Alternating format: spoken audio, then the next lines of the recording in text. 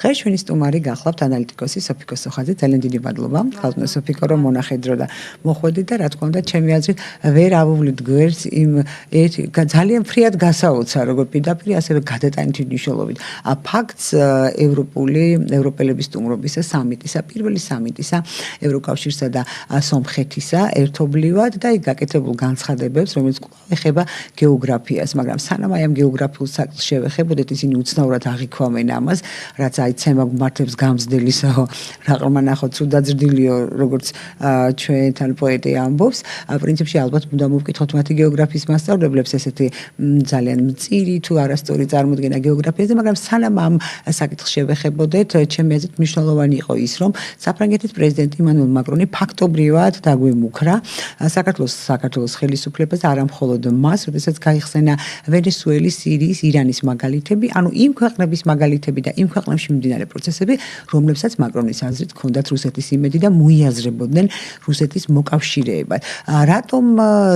რას ნიშნავს ეს მუქარა და გასაგებია რომ ეს არის გეგმები და არ ნიშნავს რომ ეს განხორციელდება, თუმცა ასე პირდაპირ ტექსტით რატომ ითქვა ის, რაც ითქვა და რატომ აიღო ამის ფლაგმანობა მაკრონმა, ეგ თქვა სომხური ლობის გავლენით თუ რა იყო მიზეზი? დიახ. მადლობთ ნიკო კიდევ ერთხელ მოწვევისთვის თქვენს კითხვაში ჩანს სწორად დასმული აქცენტები, თქვენ ახსენეთ მუქარა მაკრონის მხრიდან, ასევე მაგალითები ჩვენი უშუალო სამეზობლოდან, ახლო აღმოსავლეთიდან. დიახ, მთავარი საკითხი გახლავთ აქ ის, რომ გლობალურ ძალის ცენტრებს, ამ შემთხვევაში ევროკავშირს, რომელიც საინტერესოა, რომ დღევანდელ დღეს ის წარმოდგენილია ძალიან დაბალი გეოპოლიტიკური სტატუსით, ანუ დღევანდელ დღეს ეს უკვე მოცემულობა გახლავთ, რომ ევროკავშირი არ წარმოადგენს მთავარ მოთამაშეს გლობალურ გეოპოლიტიკურ არენაზე და ესე იგი ის ცდილობს თავისი ძალის დემონსტრირებას შედარებით სუსტ მოთამაშეებთან. ამ მუქარაში ჩანს ისიც, რომ მან შეგვახსენა ჩვენი, ასე ვთქვათ, ადგილი და ჩვენი სახელმწიფოს გეოპოლიტიკური პარამეტრები, იმიტომ რომ მიხვდით იმისა, რომ ჩვენ შეიძლება ითქვას, რომ რამდენიმე გაბედული სერიოზული ნაბიჯი გადავდგით 2022 წლიდან მოყოლებულია, რაც დაიწყო ეს დიდი გეოპოლიტიკური გადანაწილება უკრაინის ომის სახით, სერიოზული ნაბიჯები გადავდგით ჩვენ აი სუვერენული სახელმწიფო შენების გზაზე, პირველი ნაბიჯები, მაგრამ ეს არ ნიშნავს, რომ ჩვენი სახელმწიფო არ არის მოწყვლადი მრავალი მიმართულებით, მოწყვლადი არის ჯერ თუნდაც ის რაც ღირს, რომ ჩვენი ტერიტორიული მთლიანობა არის დარღვეული და მოგეხსენება ჩვენი ცივილიზაცია დღეს საბოლოოდ გაფორმდა როგორც ძალის პარადიგმის ცივილიზაცია. ეს რას ნიშნავს? ეს ნიშნავს იმას, რომ მთავარი საკითხები წყდება ბრძოლის ველზე და ძალის კომპონენტი განსაზღვრავს აბსოლუტურად ყველა საკითხს დღევანდელ საერთაშორისო დღის წესრიგში. ჩვენ ხედავთ, რომ საერთაშორისო სამართალი ფაქტიურად განულებულია, გაეროს ფუნქცია და ანუ დღევანდელ დღეს სწორედ აი ამ ძალის პრიმატიდან გამომდინარე სამი სახელმწიფო შეიძლება ასე ითქვას თამაშობს მთავარ თამაშს, ეს არის ამერიკის შეერთებული შტატები, რუსეთი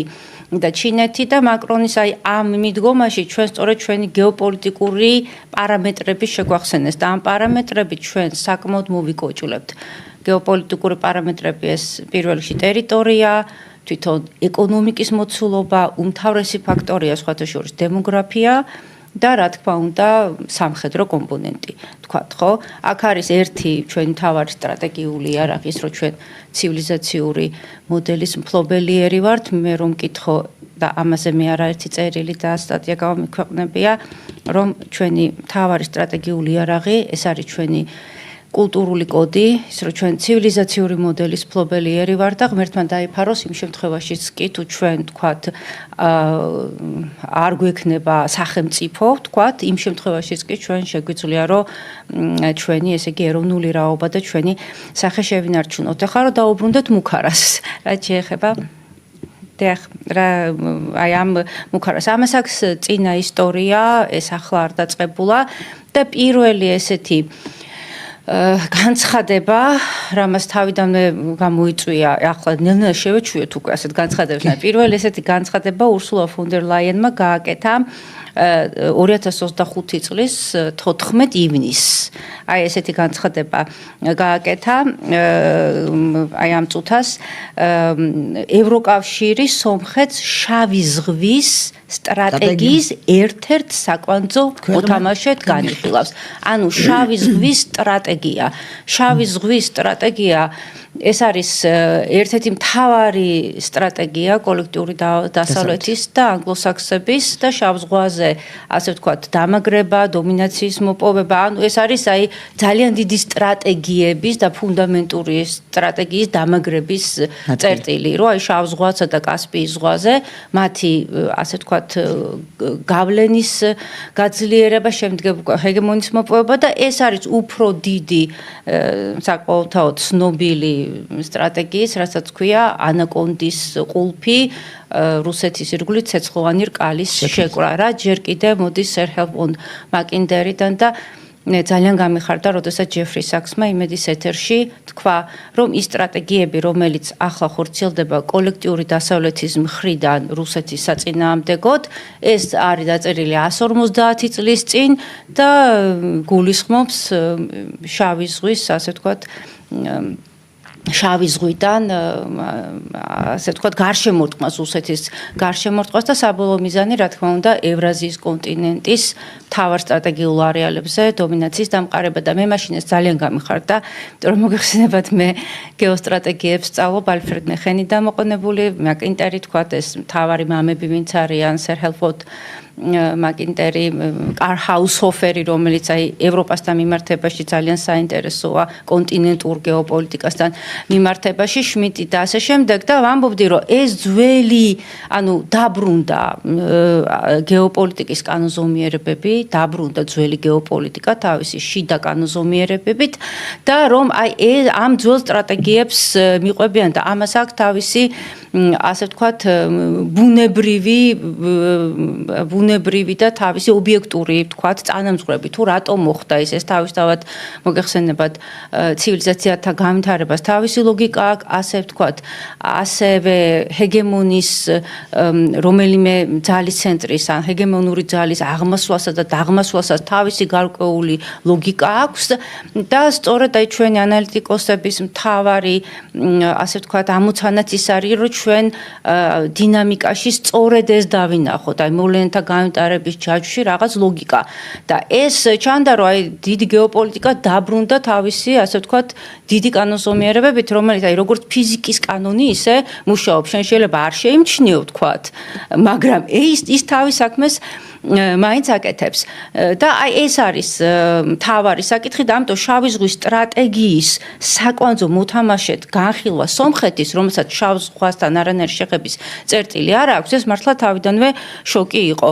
და მაშინ აქვე თუ შეიძლება გავიხსენებ მიხეილ სააკაშვილის დროს ლაპარაკი იყო პროექტზე რომ სომხეთს ქონოდა გასასვლელი შავ ზღვაზე ეს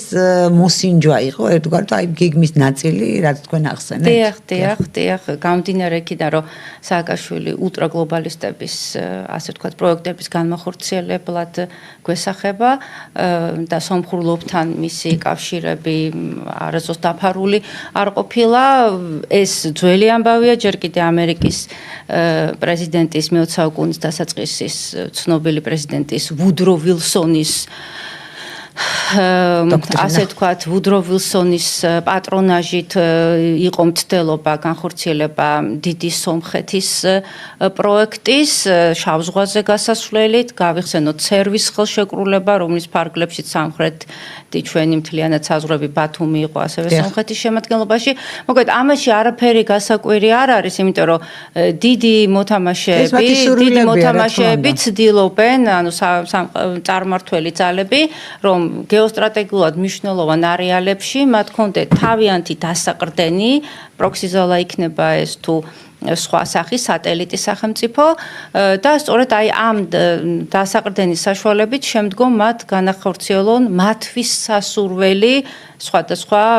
გეოპოლიტიკური თუ ეკონომიკური თუ ცივილიზაციური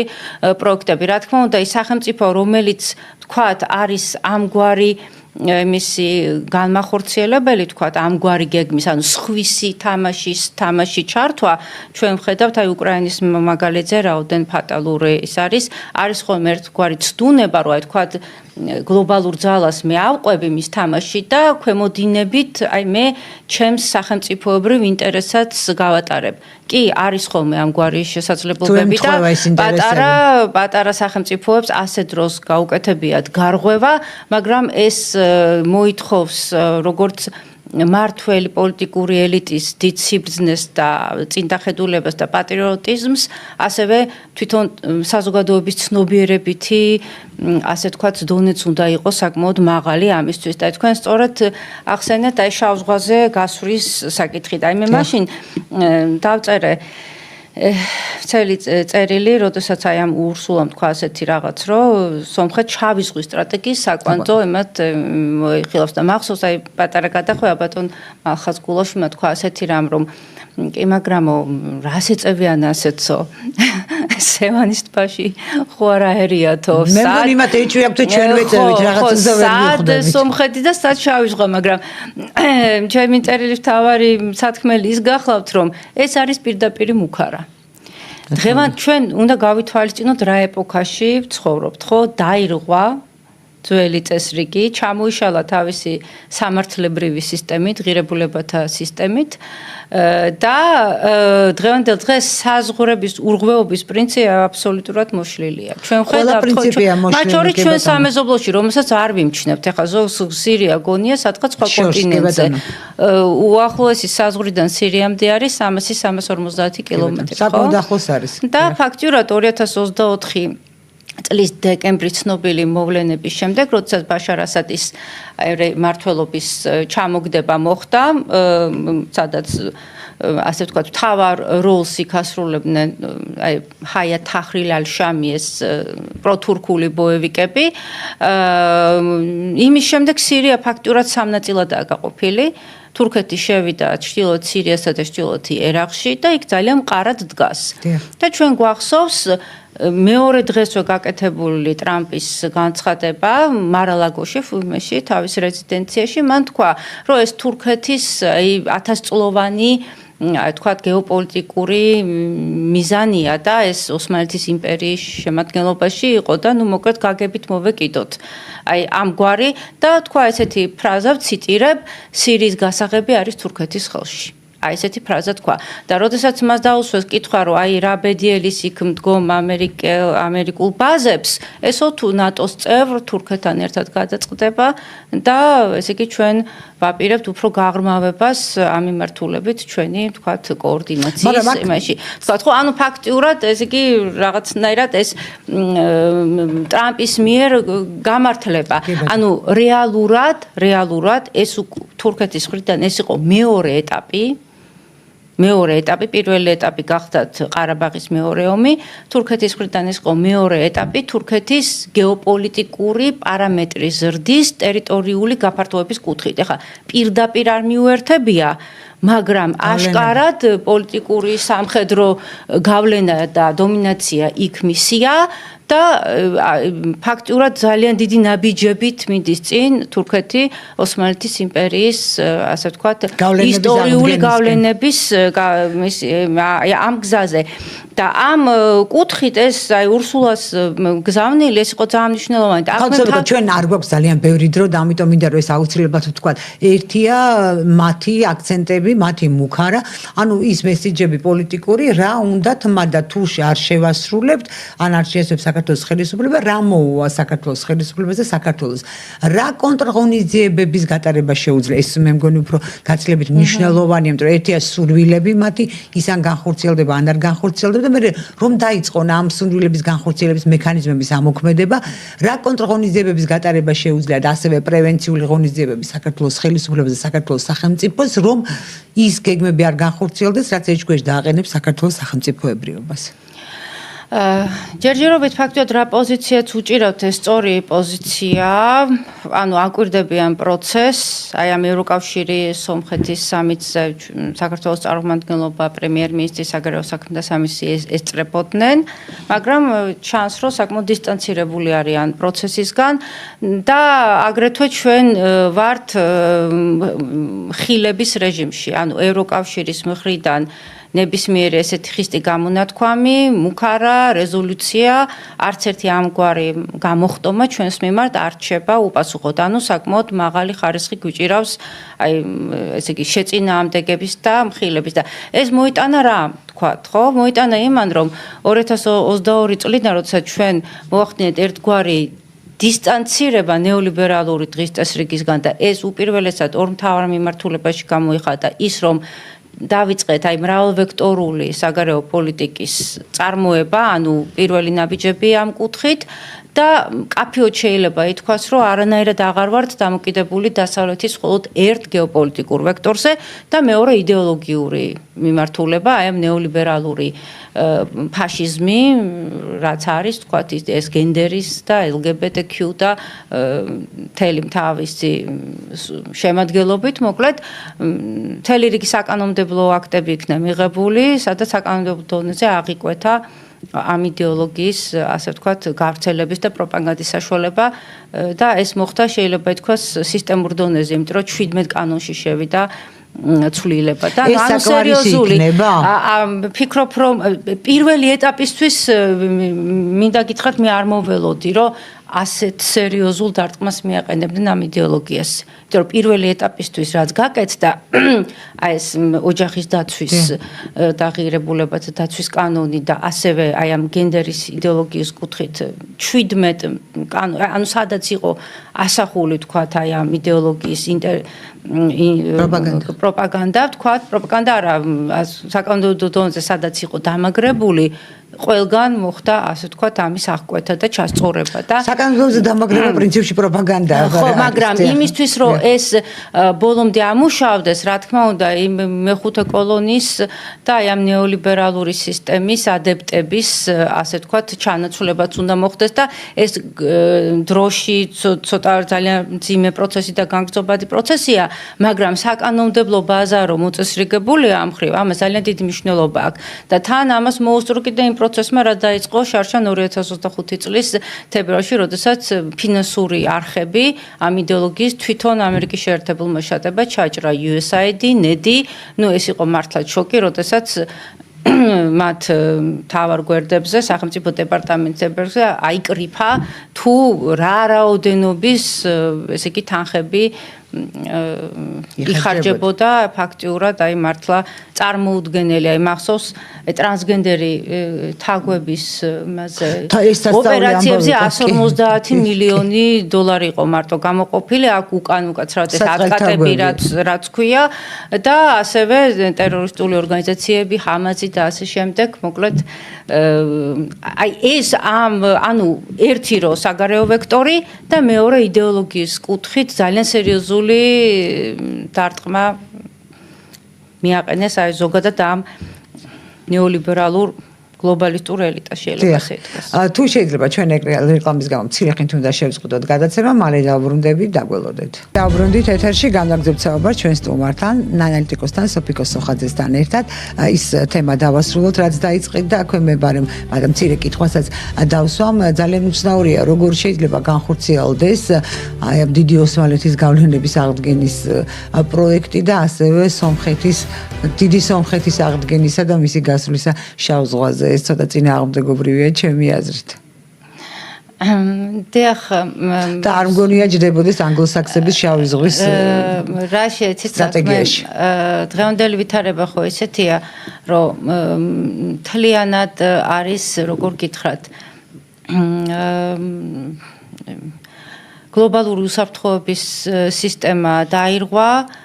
და აი ერთპოლარული სამყაროდან მრავალპოლარული სამყაროს გადასვლის გზაზე, თქვათ, ხო, პირველი ასე ვთქვათ,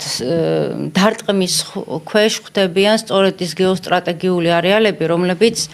მთავარი მოთამაშეების ძალის ცენტრების მიმდებარედ მდებარეობენ, ანუ ბუფერულ ზონებში მყოფი სახელმწიფოები, აი რღვევის ზოლზე მყოფი სახელმწიფოები და ის თუ როგორი საბოლოო ჯამში აი სამხრეთ კავკასია, ახლო აღმოსავლეთი როგორ გეოპოლიტიკურ კონფიგურაცია შეიძენს, ეს მაინც დამოკიდებულია იმაზე, თუ საბოლოო ჯამში ძალთა რა ბალანსი დადგინდება აი ამ რუსეთ-ამერიკის დაპირისპირების ფონზე. ახლა ზოგადად რო თქვათ, ეს არის დაპირისპირება გლობალურ დასავლეთსა და გლობალურ აღმოსავლეთს შორის, წყლის ცივილიზაციასა და კონტინენტურ ცივილიზაციას შორის და ეს დიდხანს გაგრძელდება, ანუ მრავალპოლარული სამყაროს ჩამოყალიბების პროცესი და აი ეს დიდი გეოპოლიტიკა და დიდი გეოპოლიტიკის შიდა ლოგიკა განსაზღვრავს, ასე ვთქვათ, ფრაგმენტებს აი ამ დიდ დაფაზე. აქედან გამომდინარე, მე ვფიქრობ, რომ დიდი სახელმწიფოებიც და პატარა ესეთი რეგიონალური მოთამაშეებიც თქვათ, ხო? ჩვენ ყველანი ვართ რაღაცნაირად სიტუაციური რეაგირების რეჟიმში. არა მარტო ჩვენაირი სახელმწიფოები, აი ეს ძალიან კარგად ჩანს, განსაკუთრებით ბოლო 1 წლის მანძილზე რა მოვლენებიც ვითარდება, თქვათ, ხო, როცა ტრამპი მოდიოდა, მე ყოველ შემთხვევაში ესე შტაბ-ეშტილება დამრჩა, რომ მას მართლა ქონდა სრული, რომ რაღაც ესეთი დაესრულებინა ეს უკრაინის ომი მისთვის სასურველი, ასე ვთქვათ, პირობებით, მაგრამ ეს არ მოხერხდა მთავარი მიზეზის გამო, იმიტომ რომ ანგლოსაქსების ფაქტობრივად ყველა სტრატეგია მუნდიალისტურია, ანუ სოფლიომაზე არის გათვლილი მაინც ჰეგემონიაზე და ისინი ახორციელებენ ჰეგემონური პროექტის გადაფორმატირებას, ვთქვათ. და ამ კონტექსტში, რა თქმა უნდა, ძალიან ძნელია რუსეთის ფედერაციის და ამერიკის შეერთებული შტატების შორის, თქვათ, გადაკვეთის წერტილების მოძებნა. თუმცა, რა თქმა უნდა, არის რაღაც ერთგვარი ნიშნები, მაგრამ ყოველ შემთხვევაში ეს სტაბილიზაციის, აი თქვათ, მრავალპოლარული სამყაროს სტაბილიზაციის ნიშნები არა და არ ჩანს. ამიტომ აი ესეთ საშიშ ტურბულენციაში ჩვენ და განსაკუთრებით ჩვენაირ რეგიონები იქნება დიდხანს და ჩვენაირ სახელმწიფოებს მართებს ძალიან დიდი სიფრთხილე, კეთილგონიერება და აი სიტუაციური რეაგირების რეჟიმის პარალელურად აი ერთგვარი რამდენადაც შესაძლებელი იქნება, ესე იგი ცოტა გრძელვადიან პროგნოზე გათვლილი აი სტრატეგიის შემუშავებაც. თქვათ ეროვნული უსაფრთხოების და ასე შემდეგ. რაც შეეხება იმას, თქვათ, მაკრონ შეუძლია თუ არა დაგვჩაგროს. ამ ეტაპზე მე მგონი მათ უბრალოდ ეს რეალური ბერკეტები იმისთვის, რომ ჩვენ ზიანი მოგვაყენონ, არ აქვთ მათ, რადგან თავად ისინი ვერ ჩამოყალიბებენ ანგარიშგასაწევ პოლიტიკურ პოლუსად. ანუ ევროპა არის ძალიან ესეთ მდგომარეობაში, გაურკვეველ მდგომარეობაში, რბილად რო ვთქვათ და გამომდინარე იქიდან, რომ ჩვენ 2022 წლიდან მოყოლებული გავატარეთ რა ფრთხილი, მოზომილი პოლიტიკა, რეალ პოლიტიკის მთავარი მიმართულებები გავითვალისწინეთ, თქვათ, ეს ლავირების. აი ამ სწორი პოლიტიკის წარმოებისას ჩვენ გარკვეული პოლიტიკური აქტივი შევიძინეთ და ცოტათი ავიმაღლეთ ჩვენი გეოპოლიტიკური სტატუსი. და აი ამ ამაღლებული სტატუსიდან ჩვენ უკვე ძალიან ისე ამაყად გამოვიყურებით და ესე იგი თავს არ ვუხრით მათ, ისე როგორც ეს იყო, თქვათ, 2016-18-20 წლებში, ხო? იმიტომ რომ მაშინ ძალიან ჩაგრავდნენ. აი მართლა ძალიან ჩაგრავდნენ, ფაქტიურად ყველა სტრატეგიულ მიმართულებას ისინი მართავდნენ და პირდაპირ საქართველოს წარმოადგენდა გარე მართვაზე მყოფ ნეოკოლონიალურ სახელმწიფოს და ჩვენ კი ბატონო გადავდგით რაღაც ნაბიჯები, რაღაც პატარა გამარჯვებები, მაგრამ მე ვფიქრობ, რომ მაინც დიდი სიფხიზლე გვმართებს, იმიტომ რომ გამომდინარე ისევ ჩვენი მდებარეობიდან, ჩვენ ვართ რღვევის ზოლზე. და ნებისმიერი აი პატარა გადაცდომაც კი არ სწორი ნაბიჯი ან არა, რა თქმა უნდა და მით უმეტეს ახლა ჩვენ არანაირად არ გვაწყობს სომხეთის დესტაბილიზაცია, იმიტომ რომ ეს ნებისმიერ შემთხვევაში ჩვენსაც აისახება და თავად სომხეთი ახლა მე ვფიქრობ, რომ აი იგივე გზას გადის, რა ჩვენ გავიარეთ სააკაშვილის დროს სამწუხაროდ. ბუშმა იცეკვა, მაკრონმა იმღერა. ხო, იმიტომ რომ ესე იგი დახედონ გეოგრაფიას, ხო? სომხეთი არის შეითრიეს მისთვის ძალიან საშიშ, ასე ვთქვათ, ცივილიზაციურ ჭყალებში პროექტში, რასაც ქვია დიდი თურანის პროექტი. ვთქვათ, ხო, ბრიტანელების ასე ვთქვათ, პატრონაჟით და ყარაბაღის ომის დროს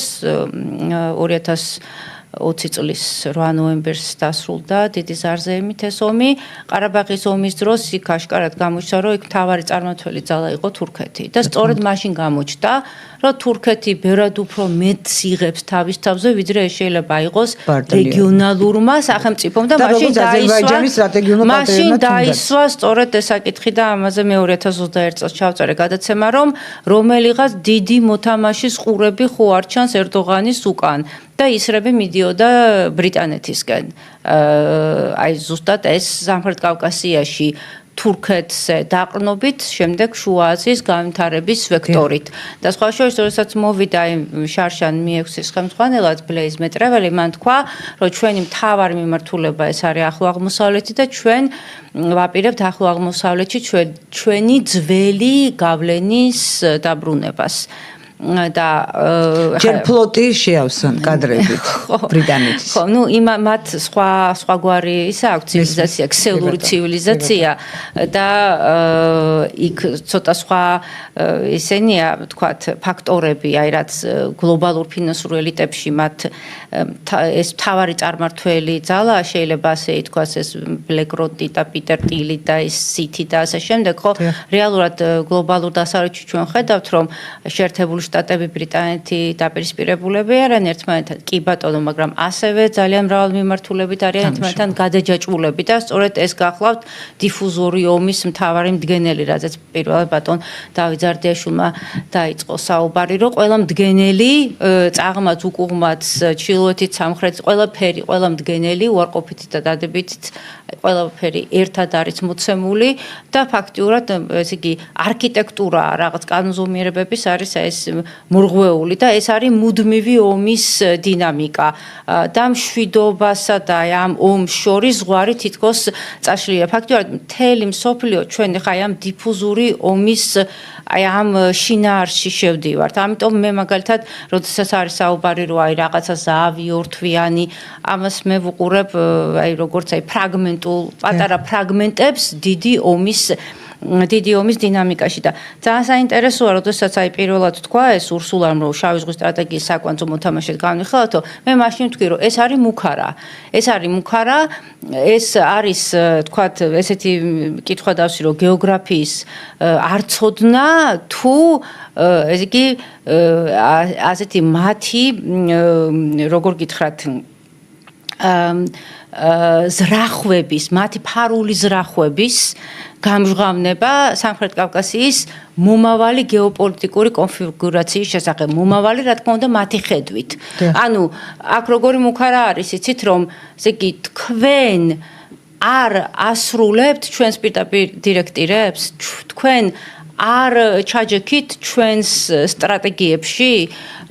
თქვენ არ ხარ დამოკიდებული მხოლოდ დასავლეთის ერთ გეოპოლიტიკურ ვექტორს, მაშინ ჩვენ ამ როლს და ფუნქციას თქვენ მეძობელ სომხეთს დაუბრუნებთ. და გეოგრაფია რო არ გიწყობს ხელს, როგორ ხარ ჩვენ თუ წაგვართოვენ ტერიტორიებს. აი ამაში არის საქმე, თავიდან რომ ვახსენე საზღვრების ურღვეობის პრინციპი, ის რომ დაწყებულია დიდი ახლო აღმოსავლეთის გადაფორმატირების პროცესი ირანთან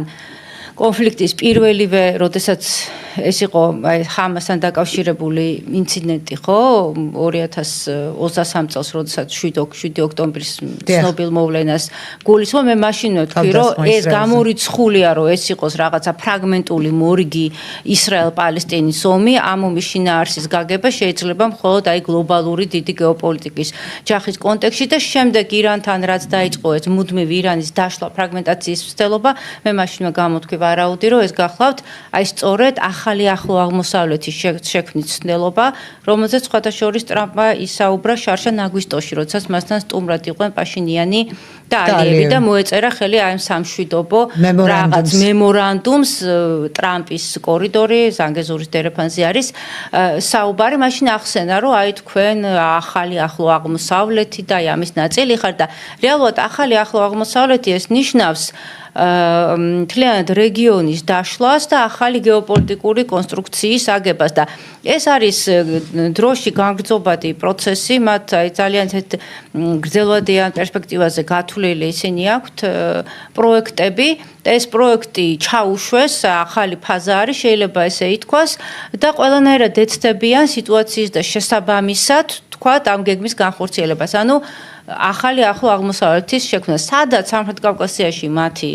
დასაყრდენ ძალად მოიაზრება თურქეთი, ხოლო ახლო აღმოსავლეთში მოიაზრება საუდის არაბეთი. და ეს არის ძალიან საშიში და ასევე ყველა მათ სტრატეგიაში სამხრეთ კავკასია გახლავთ აი ამ ახალი ახლო აღმოსავლეთის, ზოგადად ახლო აღმოსავლეთის ამ რეგიონის განუყოფელი ნაწილი. ანუ ისინი მთლიანობაში უყურებენ ყველაფერ ამას და როდესაც აი ეს დაშლა ფრაგმენტაციის ის დაიწყო ირანზე დარტყმით, მე მაშინ დავწერე, რომ აი ეს დესტრუქციის ტალღები სამხრეთ კავკასიამდე ძალიან მალე მოაღწევს. სირიის მოვლენებით ზუსტად ამ კონტექსტში ჩდება და მოკლედ ჩვენ ვხედავთ, რომ ჩვენ სამეზობლოში ზოგადად ეს ერთიანი გეოპოლიტიკური პლასტი არის ძალიან საშიშ ტურბულენციაში, ასე ვთქვათ, მოსული და ევროკავშირის მხრიდან აი ასეთი დემარშით გამოსვლა, რომ თქვენ არ ასრულებთ ჩვენს დავალებას, არ ჯდებით ჩვენ სტრატეგიებში, მაშინ ამ როლს ჩვენ მივანიჭებთ სომხეთს. ეს საკმაოდ აგრესიული მუქარაა და მე ამ შემთხვევაში ისიც კიდე რა არის აქ აი ჩემთვის ცოტა ისეთი შემაშფოთებელი, რომ ევროკავშირი როგორც გლობალისტური სტრუქტურა, აი აქაც დიფუზორი ომის კანონები მოქმედებს. ესე იგი რაღაც ნაწილში, ვთქვათ, არიან ძალიან მკვეთრად დაპირისპირებული ამერიკის მწვავე დაპირისპირებული ამერიკის შეერთებულ შტატებთან, რაღაც ნაწილში ერთ გეგმას მიყვებიან. ანუ დიდ სტრატეგიებში, თქვათ, ევროპა, ბრიტანეთი, ამერიკის შეერთებული შტატები დიდ სტრატეგიებში ევრაზიის კონტინენტთან მიმართებით, თქვათ, ხო? მიუხედავად იმისა, რომ თქვათ, ირანის წინააღმდეგ ომში ბრიტანეთი, საფრანგეთი, გერმანია ისინი არ ჩაერთნენ, თქვათ, ხო, შეიძლება ამით დაიბნეს ჩვენი მაყურებელი, მაგრამ არსებობს რაღაცა მიმართულებები, სადაც მათი მიზნები ერთმანეთს ემთხვევა. აი მე მეშინია, რომ ამ შემთხვევაში, როდესაც მაკრონი აი ესეთი რიხით გამოდის ჩვენს მიმართ, აი აქ სწორედ აი ამ გლობალისტების პოლიტიკის გატარებასთან ხო არ გვაქვს ადგილი ირიბად ევროკავშირის ხელით, იმიტომ რომ ჩვენს მიმართ რა ზეწოლაც იყო აი ამ მეორე ფრონტის გახსნის და რუსეთის წინააღმდეგ სანქციების მიერთების და ანუ ის რომ საქართველოს გამხდარიყო მეორე არეალი შეტევის მეორე ხაზი რუსეთის საწინააღმდეგოდ ეს გლობალისტების, ულტრაგლობალისტების პროექტი გახლავთ და სწორედ აი ამ პროექტთან არის თანხვედრაში ჩემი აზრით აი ევროკავშირის დღევანდელი ეს მართლაც აი ესეთი მანევრირება, რომ ესე იგი საქართველოს არა, მაშინ სომხეთი იქნება და სომხეთს არანაირი პარამეტრი არ აქვს იმისთვის, რომ როგორც თავად ამბობენ, ევროპის შუაგულში გადაისროლონ და ასე ვთქვათ, ანუ იმხელა ტვირთი აყიდეს, რომლის ტვირთვა სომხეთს თავისი პარამეტრებიდან და თავისი დღევანდელი ვითარებიდან ძალიან რთულად წარმომიდგენია. ძალიან დიდი ბოდიში, მაგრამ ჩვენი დრო ამოიწურა და მე იმედი მაქვს, თუმცა ახლო აღმოსავლეთი როგორც შექმნეს და დახაზეს, ისევე გადახაზავენ ჩვენ ვიცით ახლო აღმოსავლეთის სახელმწიფოების შექმნის ისტორია და ალბათ იმავე გზას მიყვებიან, ჩემ და სამწუხაროდ ისევე მეორე ჩვენი გადაცემის დრო ამოიწურა, მე კიდევ მქონდა ორი საკითხი, ვერ მოვასწარი ამაზე, მაგრამ ვისაუბრებ ხვალ კონსტანტინ ჟღენთან ერთად. ძალიან დიდი მადლობა, ქალთესოფიკო, ძალიან დიდი მადლობა ჩვენს სიუჟეტსა და მაყურებელს. მე გემშვიდობები და შევხვდებით ხვალ 14 საათსა და 10-ზე ტელევიზია კომპანია Georgian Times-ის პირდაპირ ეთერში ნახვამდის.